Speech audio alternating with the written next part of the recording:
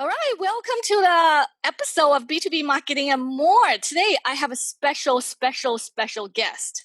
It's a very good friend, Michael Brenner, and he's the CMO influencer, motivation speaker. Yes, awesome. I listened to his speech. It was fantastic. If you ever have to listen, you have to check him out.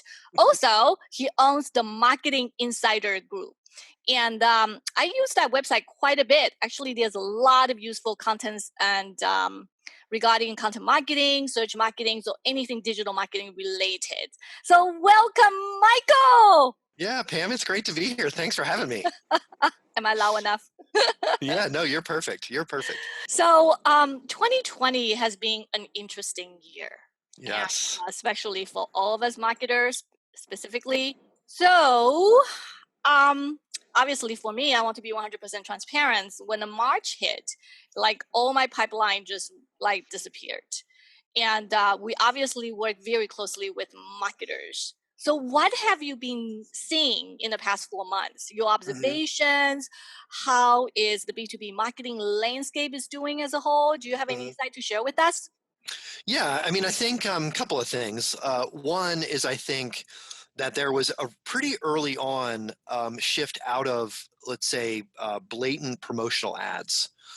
And it started in B2C, I think. Yeah, Even the CEO of Coca-Cola said brand advertising is completely ineffective, which I love that quote. I'm like, says the largest, most recognized brand in the world. And I always explain the context for that quote during the pandemic, but why does it not apply normally? Like why does he think brand advertising isn't effective now, but it is in other times? Yeah. So I think B2B marketers shifted budget out of those kinds of display ads and things like that, but also more events weren't promotional happening. centric. Yeah, more promotional centric. Yeah, I think they shifted away from sort of having a banner ad next to a bad story online about people dying and stuff like that. Yeah. But also events weren't happening, as you and I know, because that's where we always get to catch up and see each other. Exactly. They all either shut down or moved online, and so a lot of brands I think shifted their budget out of events. I mean, we got a couple of clients who just basically said, "Hey, I was going to spend this 30K on, this event, but can I buy your services for a whole year?" And so we got one or two clients just because they shifted out of an event spend. Yeah, so we that saw is that. fantastic. We also, That's fantastic, yeah, it was. Mike. I, Way to go. I know. I feel very, very lucky and to have been able to support some fun clients with that stuff. What else? We also saw. I mean, I think marketers were really, really struggling. Just emotionally and mentally, but really feeling the pressure of delivering, ROI. Yes, and so I 100% agree. Yeah. Yeah, so I did, like, Jay Barron asked me to do like a video. He was working with Oracle or some company, I think it was Oracle, and he's like, what are you seeing? And I said, we're seeing a return to focus on the corporate blog, which I think is really interesting. It's because and lucky for me because it's what we do. But yeah. It's just it's SEO, it's organic traffic, it's measurable, it's not spammy ads. Yeah. And Original so content. yeah, just original thought leadership, helpful kind of content. And so we didn't lose a client during the pandemic. For the folks that were doing that, we gained a few, luckily. Yeah. So I, what I'm hoping is that it continues. And I love telling people, like, the future of marketing ain't what you thought it was. It's what it was always supposed to be. And that was helpful content delivered consistently. Yeah. It's not going to be AI and AR and VR and all these fun, voice search. And, sure, all of those things are trends that we should all be paying attention to. But right. I think it's just back to the basics, focus on customers, deliver, content that they want, and try to figure out how to convert them. Yeah. I saw the similar trends as well. And in terms of the marketing needs to actually showcase their ROI, at least from my perspective, you are talking about the content that's shifting back to the basics, which is the original content, created content. What I have seen is to show your ROI, there's another approach, which is work very closely with your sales team. Yeah. And that's another things that I see, that the more and more marketers, especially on the B2B side, they actually try to make an effort to align with their sales effort. Whatever sales teams they are doing, they will try to complement that, such as account-based marketing. And even they do a retargeting ads nowadays, it's pretty specific. So. Yeah, isn't that funny? Like, sales and marketing alignment, you and I were talking about that 10 Don't years you think ago, that's kind of like basic? But anyway. It's true. And a lot of it's because I think salespeople who are used to being out on the road and going to events and Yeah. shaking hands with people, they're sitting in their front of their computers like you and I have Yeah. been, and they're like, oh, wow, I think I need the marketing team to help me with content and with like you said, account-based marketing, all of those kinds of things. The sales and marketing alignment conversation came back to the forefront, I if you totally will. agree. I Yeah, totally agree. yeah, it's kind of fun. Yeah. So, in terms of the shift, I have seen some challenges I heard from at least my clients or talking to some marketing peers, and obviously one of them is the buyers' purchasing behaviors have changed. Hmm. I think you Yeah. mentioned Jay shared one statistics with me that like 50% of the buyers, especially on the consumer side, I'm using this as a data point, that they are actually tried or purchased and through a new brand. I mean, the first one can tell you is probably everybody's using Zoom, but before the pandemic, Zoom was not that popular, right? And that's the new purchase. And also another thing that everybody's using is this selfie ring, la la la, right? So that's also a new purchase. And obviously, if the customers are spending money on something else, that means they are not necessarily buying stuff from existing brand. Hmm. So, with that being said, what do you suggest that marketers should do? Because they obviously like us, they probably see some of the existing customers disappearing or going Hmm. somewhere else, right? What are some of the win back strategies from your perspective that you can suggest to overcome that challenges? Yeah, it's a great question. I have always talked about retention as the sort of stepchild of Mm-hmm. it's the lost child of marketing objectives. There's only four: reach, engage, convert, and retain. Mm-hmm. And but we never talk about retention. I think in what we're seeing now, exactly to your point, is we need to make sure that we're keeping the customers we have first and Yeah, foremost. I totally Um, agree. Yeah, and to be honest I've with had you, conversations. Yeah, just one good. second, Michael. And also, when I started working with some of my clients, that they started engaging with the sales in a little bit more proactive way, and the sales goal has changed as well. For Hmm. longest time, is always net new, right? They Hmm. try to get the net new, which is the new customers. But during the pandemic, they shift their strategy. Is basically what can we do to retain our existing customers? What can we do to cross sales and the post sales? So it's a similar strategy. So sorry Yeah. I interrupt you, but go ahead.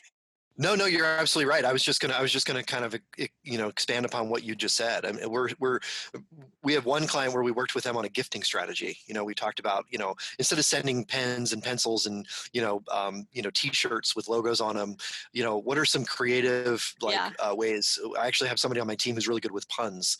Really? So Do you yeah, know a tool called Alice, ALYCE? So no, check it out, Michael.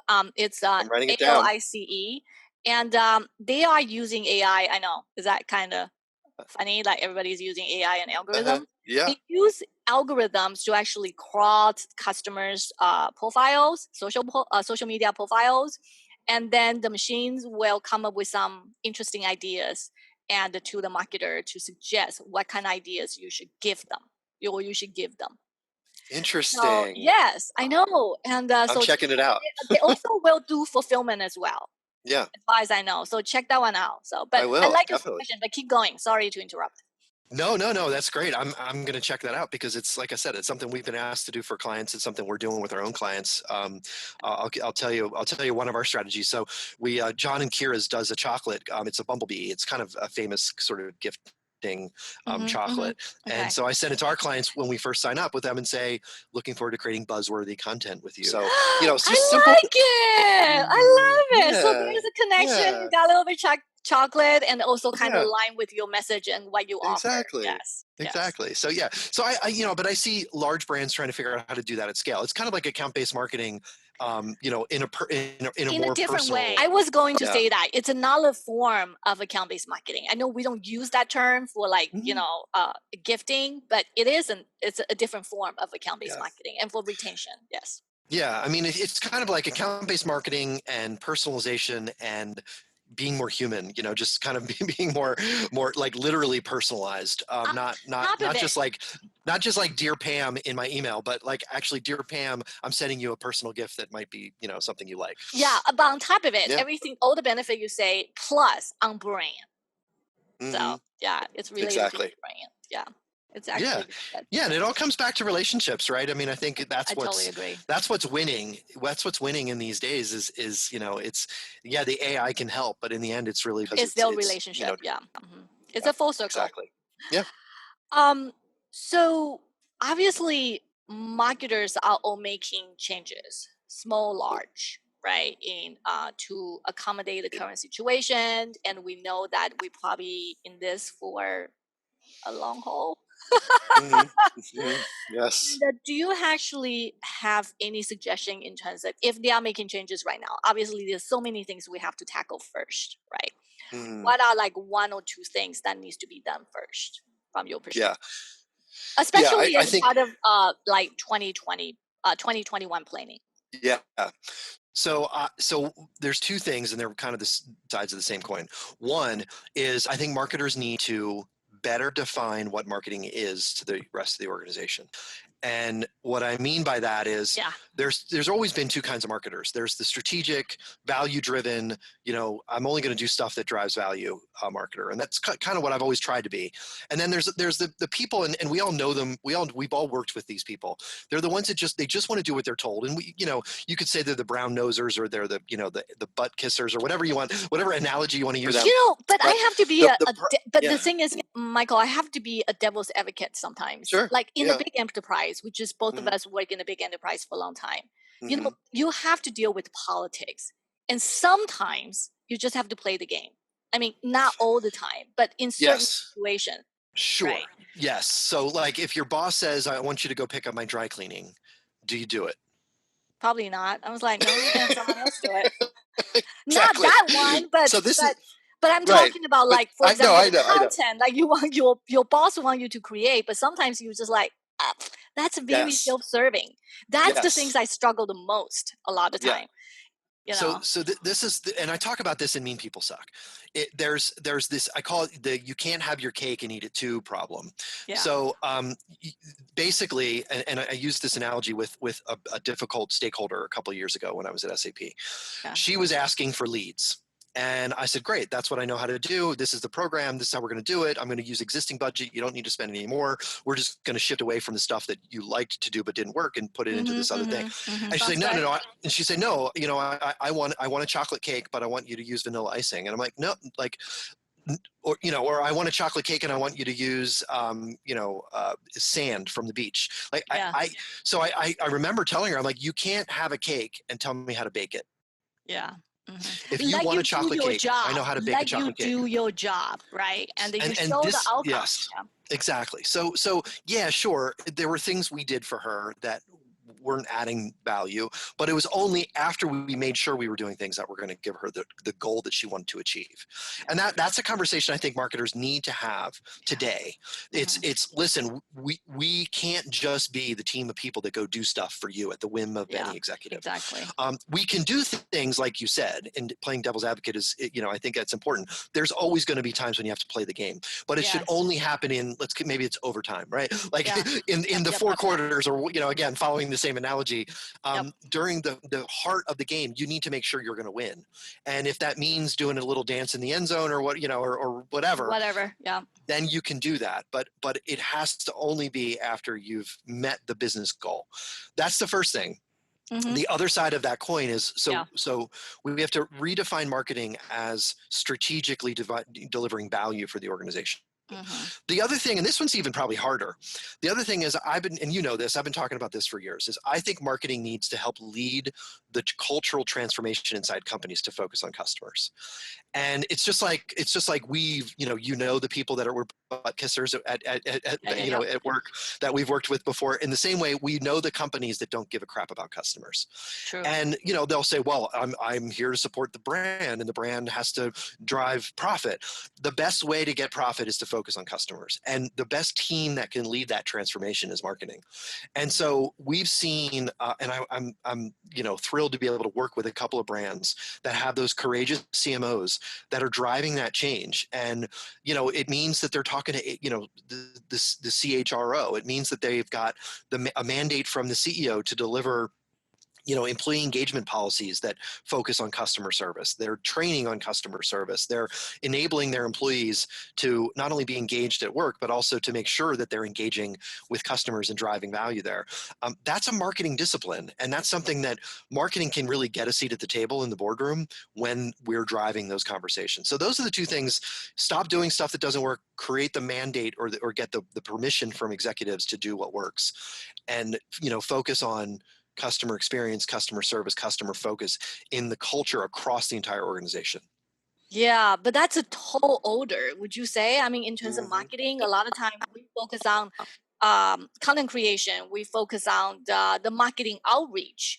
But what you are saying is not just doing that. In addition to that, if you will, that Mm-hmm. to lead the customer transformation or even drive that customer first initiative, we have to drive the changes Yeah. within the organization. And I don't Yeah. think that is something that the marketing usually takes on, right? It's No. usually HR's job to drive Mm-hmm. the cultural transformation, and even it's operations job to kind of make sure everybody focus on processes. But the customer part of it, some of them actually is actually out within the sales team because they work Mm-hmm. with customers and also key accounts. Yeah. So I like that, and that's actually, like I said, is something that marketers needs to focus on internally. Yeah, Yeah, absolutely. And I mean, I have a client whose CMO is a product marketer by by default, training, by training. and Okay. wants to and wants to bring a product marketing focus into all of their marketing. And the problem with that is, and she talks about sprints and being agile, and Yep, yep, yep. uh, Scrum. and Yep. it's the opposite of strategic. It's the opposite of customer focus, and it's short-sighted. And it's not, it certainly helps to, you're in that conversation with the CEO to say, we're going to focus on our products. We're going to market Yeah. from product marketing perspective. It sounds great for in the ears of the CEO. It doesn't work.